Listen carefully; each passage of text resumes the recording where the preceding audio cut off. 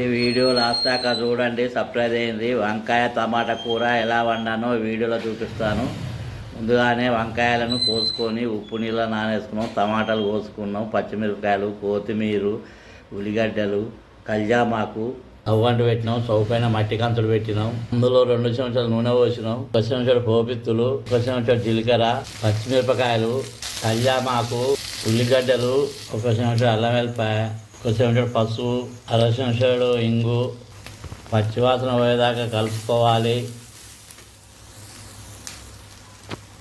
కొత్తిమీర, మెంతి, పుదీనా, వంకాయలు వేసుకోవాలి, టమాటాలు వేసుకోవాలి, 1 చెంచాడు కారపొడి వేసుకోవాలి, తగినంత ఉప్పు వేసుకోవాలి.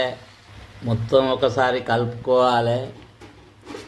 కలుపుకొని 20 నిమిషాలు మూత పెట్టి చిన్న మంట మీద ఉడికించుకోవాలి. వంకాయ టమాటా కూర రెడీ అయింది. ఇప్పుడు స్టవ్ ఆఫ్ చేయాలి, దించుకోవాలి. వంకాయ టమాటా కూర రెడీ అయింది, గుమగుమలాడుతుంది. వేడి వేడి అన్నంతో కానీ, చపాతీతో కానీ, పూరితో కానీ తింటే చాలా రుచిగా ఉంటుంది. ఇది మళ్ళీ కావాలనిపిస్తుంది, అంత రుచిగా ఉంటుంది.